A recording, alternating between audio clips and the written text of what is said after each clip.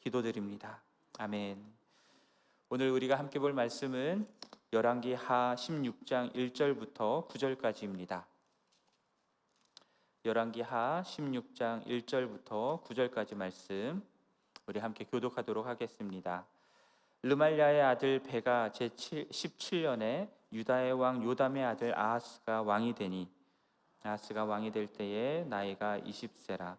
예루살렘에서 16년간 다스렸으나 그의 조상 다윗과 같지 아니하여 그의 하나님 여호와께서 보시기에 정직히 행하지 아니하고 이스라엘의 여러 왕의 길로 행하며 또 여호와께서 이스라엘 자손 앞에서 쫓아내신 이방 사람의 가증한 일을 따라 자기 아들을 불 가운데로 지나가게 하며 또 산당들과 작은 산 위와 모든 푸른 나무 아래에서 제사를 드리며 분향하였더라.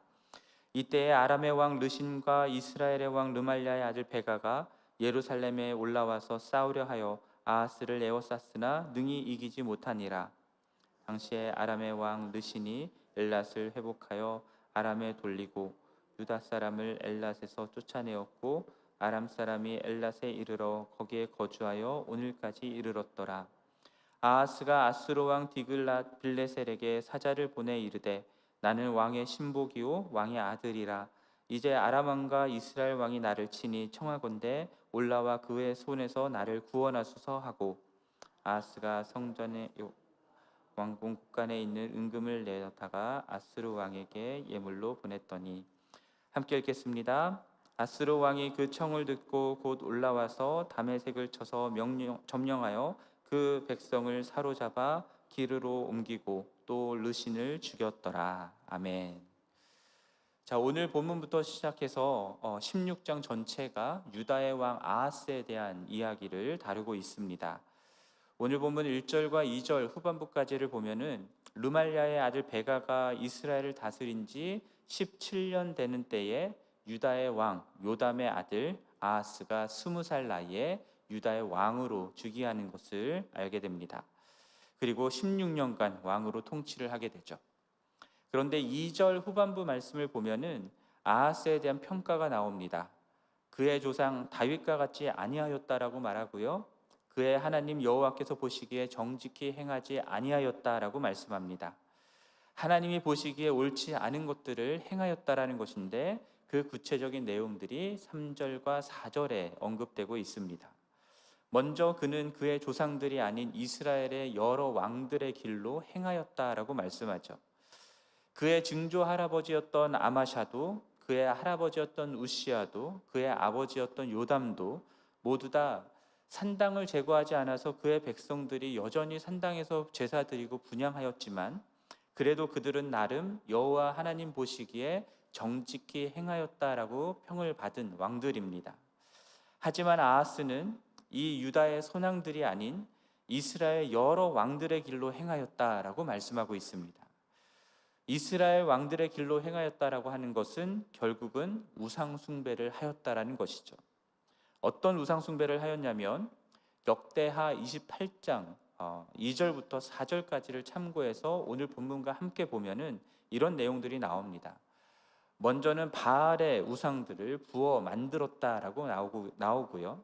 그리고 흰놈의 아들 골짜기에서 분향하였다라고 나옵니다.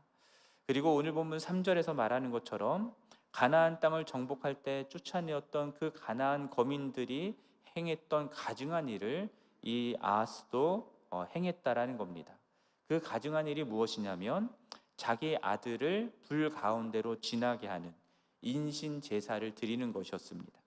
이는 몰렉 숭배를 말하는 것이었고요. 레위기에서부터 하나님께서 율법으로 철저하게 금하였던 우상 숭배였습니다. 몰렉에게 자식을 주는 행위는 하나님의 이름을 욕되게 하는 것이라고 말씀하셨고 그렇게 자식을 몰렉에게 주는 자는 반드시 돌로 쳐 죽여야 된다라고 말씀하셨습니다. 그런데 지금 유다의 왕인 아하스가 지금 그러한 가증한 일을 행하고 있다라는 겁니다. 그리고 백성들이 산당에서 제사를 지냈다라고 하는 것이 앞에서 계속해서 나왔던 이야기들이었는데 지금 오늘 본문에서는 산당뿐만이 아니라 작은 산 위에서 그리고 모든 푸른 나무 아래에서 이 아하스가 제사를 드리고 분향을 하였다라고 말씀하고 있습니다. 그러니까 백성들이 이 산당에서 우상 숭배를 했던 것이 아니라 지금 유다의 왕이 앞장서서 적극적으로 우상 숭배를 행하고 있다라는 사실을 우리가 알게 됩니다. 아하스가 그의 선왕들을 따라 여호와 보시기에 정직하게 행하지 않고 이스라엘 왕들의 길로 행하며 우상을 숭배하였던 그 이유는 무엇일까? 라는 질문이 생기는데 오늘 본문 속에서 구체적으로 그 이유를 언급하고 있지는 않습니다. 열왕기 하 8장 말씀을 보면요, 거기에 유다 왕 여호람이 나옵니다. 여호람도 이스라엘 왕들의 길로 행하였다라고 말씀을 하는데요, 그 이유가 나옵니다. 왜냐하면 여호람은 그의 아내가 누구였냐면 아합의, 이스라엘의 왕 아합의 딸 아달랴였기 때문입니다. 그러나 아하스의 경우는 그런 명확한 이유가 제시되어 있지는 않습니다만, 다만 우리가 유추해 볼 수 있는 근거가 오늘 본문과 역대하 28장 본문 속에 나옵니다. 그것은 무엇이냐면 자기의 왕위와 나라의 안위를 위협하는 주변국들의 위협 속에서 자기가 생각하는 나름의 탈출구를 찾은 겁니다. 그것이 이방 신들을 의지하고 이방 나라를 의지하는 것이었습니다. 아하스 때에는 크게 세 개의 주변국의 위협들이 있었습니다. 먼저는 아람과 이스라엘, 북이스라엘의 연합이 주는 그런 위협이었습니다. 그래서 5절 말씀을 보면은 이때에 아람의 왕 르신과 이스라엘의 왕 르말랴의 아들 베가가 연합하여 예루살렘에 올라와서 아하스와 싸우려 예루살렘을 둘러쌌다라고 말씀하고 있죠. 사실 15장 37절 말씀을 보면은 아람과 이스라엘이 유다에 대해서 압력을 가하고 위협을 했던 것은 아하스 때가 처음이 아닙니다. 요담 때부터 시작이 됐던 겁니다. 점차로 세력을 넓혀가던 아수르라고 하는 신흥 강대국을 견제하기 위해서 아람과 이스라엘이 동맹을 맺게 되고요, 그 동맹에 유다도 참여하라는 것이었습니다.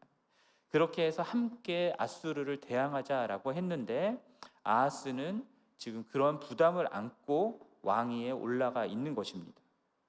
그리고 이사야 7장 말씀을 보면요, 이 이사야 선지자가 아하스 때에 예언하고 아하스 왕에게 했던 말들이 나오는데요, 아람이 이스라엘과 동맹을 맺고 유다를 치려한다라는 소식을 들었을 때에 이 유다의 왕 아하스의 마음과 백성의 마음이 어떻게 되었냐면 숲이 바람에 흔들리는 것처럼 흔들렸다라고 말씀합니다. 그리고 두려워하였고 낙심하였다라고 말씀합니다. 자, 오늘 본문 6절 말씀을 보면은 아람의 왕 르시는 아하스의 할아버지 아사랴 때에 건축한 엘랏을 회복하여 아람에게 돌렸다라고 나오죠. 그곳에 살던 유다 사람들을 쫓아내고 아람 사람들을 그곳에 거주하게 하였다라고 말씀합니다. 그러니까 지금 아람이 지금 아하스 때에 계속해서 이 위협하고 있다라는 것들을 우리가 보게 되고요. 그리고 또 다른 세력들이 이 아하스와 유다를 위협하고 있었는데 그것이 누구냐면 에돔과 블레셋입니다. 이것도 역대하 기록을 보면 나오는데요, 역대하 28장 16절에서 18절 말씀을 보면은 유다를 치고 백성들을 사로잡는 일들이 있었고요, 유다 평지와 남방 성읍들을 침노하여 점령하고 거기에 거주하는 일들이 이 에돔 사람과 블레셋 사람들이 이런 일들을 했다라는 기록이 나옵니다. 자, 이러한 위협으로부터 벗어나기 위해서 아하스가 선택했던 그것이 무엇이냐면 바로 아수르였습니다. 열왕기 하 15장에서 므나헴이 이스라엘의 왕이 되었을 때부터 이 아수르의 침공을 받게 되었다라는 기록이 열왕기 기록 속에 나오는데, 점차 강성해지는 이 아수르의 위협은 이스라엘, 북이스라엘만이 아니라 유다에까지 위협이 되고 있었던 상황이었습니다. 유다는 아수르에 대항하기보다는 아수르의 편에 서서 이 아수르의 왕인 디글랏 빌레셋을 섬기는 것을 선택하기는 하였습니다. 그래서 아람과 이스라엘 왕이 아하스를 위협하러 왔을 때에 아하스는 아수르의 도움을 청하죠. 그 내용이 오늘 본문 7절부터 9절까지에 나오는 내용들입니다. 아하스는 자신을 디글랏 빌레셋의 왕의 신복이다라고 얘기하고요, 왕의 아들이다라고 얘기하고, 그래서 아람과 이스라엘 왕의 손에서 자신을 구원해 달라고 청하게 됩니다. 그리고 성전과 왕국 공간에 있는 은금을 내어다가 예물로 바치게 되죠.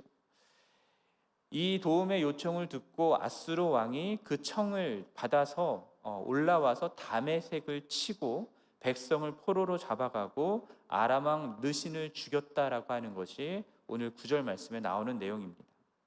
그런데 역대하 28장 20절 말씀을 보면은 아수르 왕 디글라빌레셀이 도리어 유다를 공격하였다라는 말씀이 또 나옵니다. 그러니까 아수르의 도움을 받기는 하였지만 아수르가 유다를 항상 도와주는 것은 아니었다라는 거죠. 아수르라고 하는 이 나라는 유다에게 있어서도 계속해서 강력한 위협이 되는 나라였던 것입니다. 자, 이러한 세 개의 주변 나라들, 주변국들의 위협과 그리고 이러한 위기 속에서 두려워하고 낙심하였던 아하스에게 하나님이 무엇을 말씀하시냐면 이사야 선지자를 보내서 아람과 이스라엘은 연기나는 부직갱이 그루터기에 불과하니 두려워하지 말고 낙심하지 말라라고 하는 말씀을 주십니다.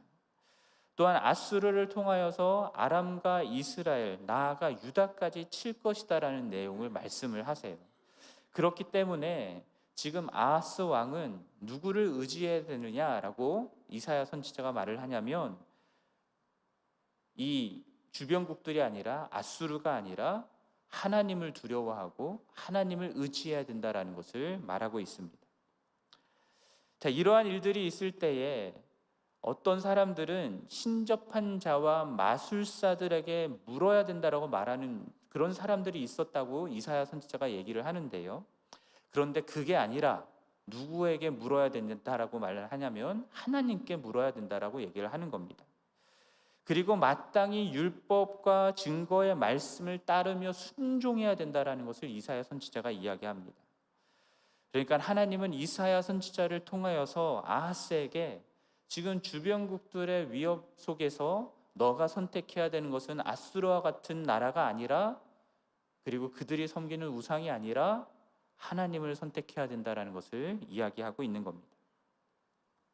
그런데 안타깝게도 아하스는 여호와 하나님이 아니라 아수르를 의지했습니다. 그리고 아수르의 강력한 군사력만을 의지했던 게 아니라 내일 본문에 더 구체적으로 나오지만 아수르가 믿는 그 우상도 받아들여서 이스라엘 가운데, 유다 땅 가운데, 예루살렘 가운데, 성전 가운데에 우상 숭배를 하는 것들을 보여줍니다. 지금 자신이 처한 위협적인 상황들 속에서 자신의 판단에 가장 현실적인 방책, 그것이 무엇이었냐면 아수르라고 하는 강력한 군사력을 가진 나라를 의지하는 것이었고, 그리고 이방 민족들이 믿는 그 신들의 도움을 받는 것, 그것이 아하스 왕이 선택했던 방법이었던 겁니다. 역대하 28장 5절 말씀을 보면은 아람과 이스라엘이 유다를 공격하게 된 것은 하나님의 징계와 심판이었다라는 것을 분명하게 말씀하고 있습니다. 아하스가 이스라엘 왕들의 길로 행하며 온갖 우상 숭배를 행하였기 때문에 여호와 하나님이 아람 왕과 이스라엘 왕의 손에 아하스를 넘기셨다라고 말씀하고 있습니다. 그래서 위협적인 이 주변국들의 세력 때문에 아하스가 우상 숭배를 한 것이라기보다는 우상 숭배를 하였기 때문에 주변국들의 공격을 받는 하나님의 심판을 받게 된 것이다라고 우리가 생각할 수 있지만, 어쩌면 이것은 닭이 먼저냐 달걀이 먼저냐라고 하는 문제와 같습니다. 결국 하나님보다 다른 것을 더 의지하고자 하는 아하스 마음속에 있는 죄된 본성이 현실적인 어려움과 위기, 위협을 만나서 우상 숭배의 모습으로 드러났던 것이고요. 그리고 그것이 점점 더 강화되었던 것이기도 하고요. 그래서 하나님의 징계와 심판으로 주변국들의 공격을 더욱더 받게 되는 일들이 일어났다라고 생각해 볼 수 있습니다. 결국은 하나님보다 다른 것들을 의지하고자 하는 그의 죄된 본성, 그것이 현실적인 어려움과 위협 그 속에서 분명하게 나타나고 드러난 것이죠. 아하스라고 하는 이름의 뜻이 무엇인지 아십니까? 하나님이 붙드셨다라고 하는 뜻입니다. 그의 이름의 뜻처럼 그는 자신과 유다 백성을 붙드시는 하나님을 이 위기의 상황 속에서 더욱더 의지했어야 되는데, 그러나 그는 자기가 볼 때에 자기 판단에 가장 현실적이라고 생각되는 다른 것, 아수르와 그리고 그들이 섬기는 이방 민족들이 섬기는 우상 숭배를 택했던 것입니다. 여러분, 이것이 우리에게도 적용됩니다. 여러분, 사람들은요 눈에 보이는 현실적인 것들을 의지하는 경향이 있습니다. 그래서 아하스도 위기의 상황에서 아수르라고 하는 가장 현실적인 도움이 될 만한 것을 의지하였던 것처럼, 그리고 눈에 보이는 우상을 만들어서 섬기고자 했던 것처럼, 우리들도 내 눈에 보기에 뭔가 확실한 그것을 잡으려고 하는 성향이 있습니다. 그런데 우리 하나님은 눈에 보이지가 않아요. 여러분, 눈에 보이지 않는다라고 하는 것은 우리의 컨트롤을 뛰어넘는, 우리의 컨트롤 밖에 있다라고 하는 의미입니다. 그래서 하나님은 내가 원하는 때에 내가 바라는 방식대로 나에게 도움을 주지 않으실 때가 많습니다. 늘 하나님의 때에 하나님의 방식으로 우리를 도와주시죠. 여러분, 아무 문제가 없는 평상시에는 하나님을 잘 믿고 의지하는 것처럼 보일 수 있습니다. 하지만 위기의 순간에, 위협을 당하는 순간에 내가 정말 누구를 의지하고 무엇을 의지하고 있는가가 분명하게 드러나게 되죠. 위기의 순간에 하나님보다 누구를 찾게 됩니까? 사람을 찾게 됩니다. 돈 떨어지면 어떻게 합니까? 돈 빌리러 다니죠. 하나님보다 나에게 지금 상황을 극복할 수 있는 어떤 권력과 힘을 가지고 있는 사람을 의지하기가 쉽습니다. 내 생각에는 그러한 사람들이, 그리고 돈이, 그들이 가지고 있는 권력이 지금 내가 처한 문제를 훨씬 더 쉽게 잘 해결해 줄 수 있을 거라 생각하는 그런 가장 현실적이고 가장 확실한 방법처럼 보이기 때문입니다. 물론 우리들의 이성적인 판단을 무시할 수는 없겠지만, 그러나 여러분, 그리스도인은 내 눈에 보이는 것으로 사는 사람들이 아닙니다. 믿음으로 사는 사람들입니다.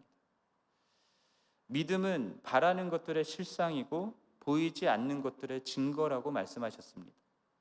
바라는 것들, 보이지 않는 것들, 이 특징은 지금 내 눈앞에 보이지 않는, 내 눈앞에는 없는 것 같은 그것을 말하는 것이죠.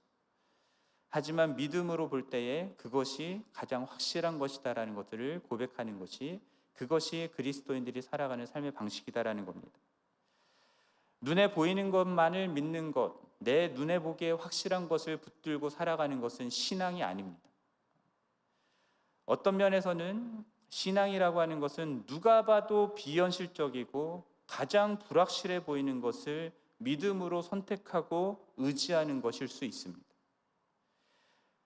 내 눈을 감고 나를 붙잡고 이끌어 가시는 하나님을 온전히 신뢰하며 따라가는 것, 내 눈에 보이는 것을 신뢰하지 아니하고 눈에 보이지 않는 하나님을 신뢰하며 그분을 따라가는 것, 그것이 신앙입니다.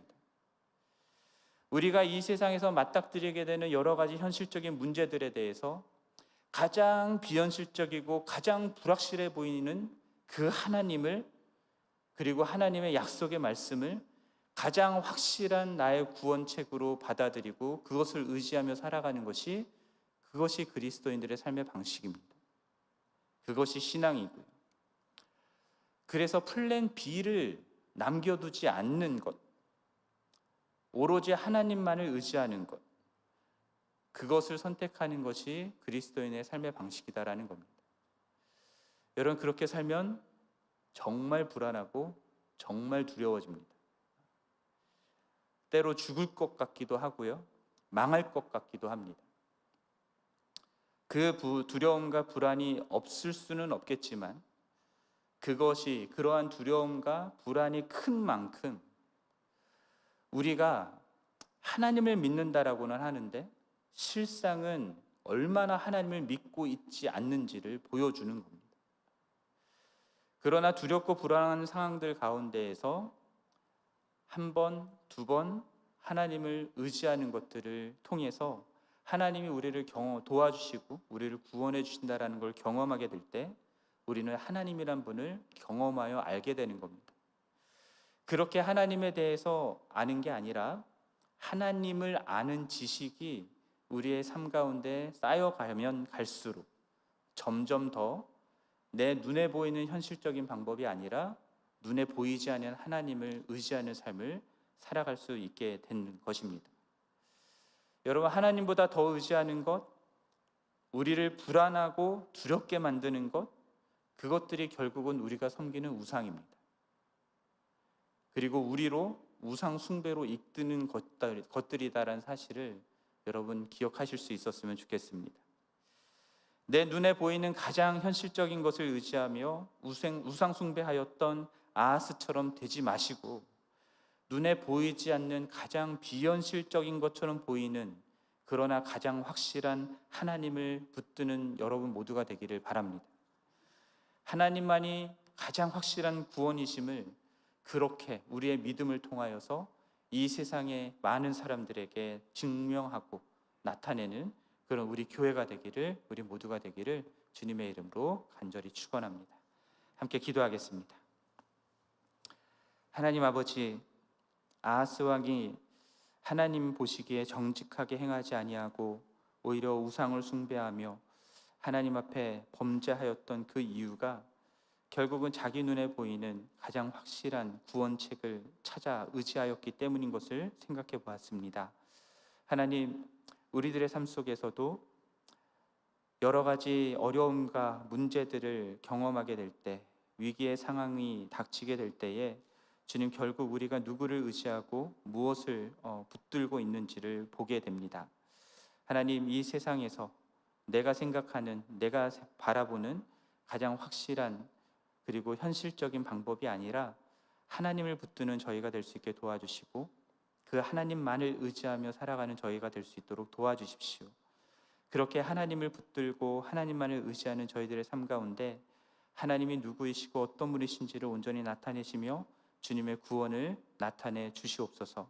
그리고 그러한 우리를 통하여서 이 세상의 많은 사람들이 정말 하나님이 살아계시고 하나님이 참된 구원자이심을 볼 수 있게 하여 주옵소서. 이 모든 말씀 우리 주 예수 그리스도의 이름으로 기도드립니다. 아멘. 하늘에 계신 우리 아버지여, 이름이 거룩히 여김을 받으시오며 나라가 임하시오며 뜻이 하늘에서 이루어진 것 같이 땅에서도 이루어지이다. 오늘 우리에게 일용할 양식을 주시옵고 우리가 우리에게 죄 지은 자를 사하여 준 것 같이 우리 죄를 사하여 주시옵고 우리를 시험에 들게 하지 마시옵고 다만 악에서 구하시옵소서. 나라와 권세와 영광이 아버지께 영원히 있사옵나이다. 아멘. 계속해서 개인적으로 기도하시겠습니다.